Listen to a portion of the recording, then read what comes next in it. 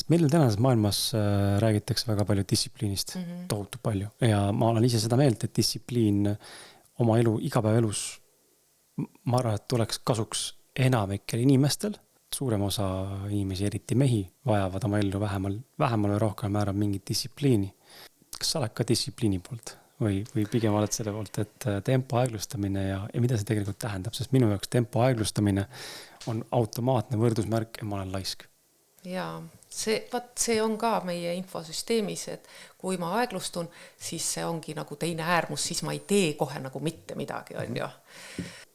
Lääne meditsiin ka ju ütleb, et keha saab terveneda ainult siis, kui ta on parasümpaatilises närvisüsteemis, ehk siis rahuolekus. Hiina meditsiinis me saame taastuda, kui me oleme in-olekus. Kui me oleme yang-olekus, ehk siis me oleme valmis eluks ja toimetusteks, siis meie keha ei taastu.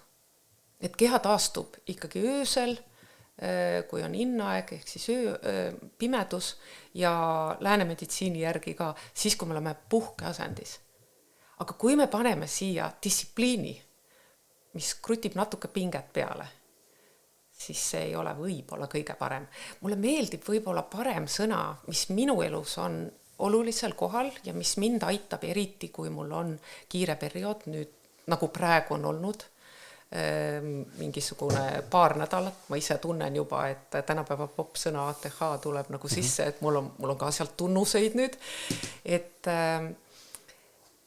sõna rutiin on mulle parem, et ongi nii, et rutiin ütleb seda, et peale 8 mitte ühtegi ekraani ei näpi, vaid nii ongi. Magama lähengi see kell ja nii need asjad juhtuvad.